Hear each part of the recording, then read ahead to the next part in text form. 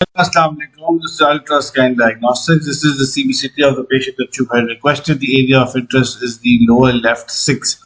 As you can see that there is a huge pulpal chamber with a cavity which is developing in the dentine. We have periapical radiolucencies present along with it. As you can see right there, this is the sagittal view of the tooth. This is with the cavity is encroaching into the pulp. So the pulp space appears to be normal. However, the cavity is encroaching into the pulp and is causing significant periapical radiolucency with a little bit of a root resorption in the mesial as well. This is the transaxial view, which is basically the proximal view. You can see that this is where the cavity is right here, and this is where the pulp chamber is. So this is the cavity and this is the pulp chamber. As we move into the mesial canal, you can see we've got the mesiolingual and we've got the mesiobuccal right here. Two canals with a relatively separate apices right here and here. And this is where we can see the periapical radiolucency. Moving to the distal canal, you've got one wide distal canal right here. There we go.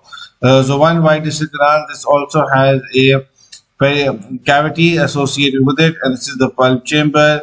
And here you can also very clearly see, my apologies, you very clearly see this is the pulp chamber right there, and this is the one wide single distal canal.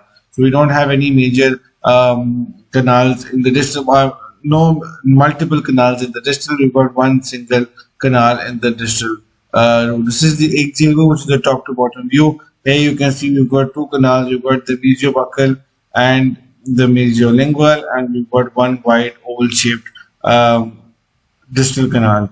As you move further inferiorly, we don't see any major cracks, no J-shaped radiolucency, nothing of any kind of significance. This is where you can appreciate the periapical radiolucency present in the mesial as well as the distal. Now this is the impacted the developing, not impacted, sorry, the developing lower left 5, which is underneath the E, and this is where the apex is open in this tooth, and this is the apex of the 4 and the apex of the canine. So if there are any further questions, please feel free to reach to our team. Thank you very much. Also, just to give you an idea, the working length for this tooth is going to be 19 and the mesial approximately same 19 in the distal root.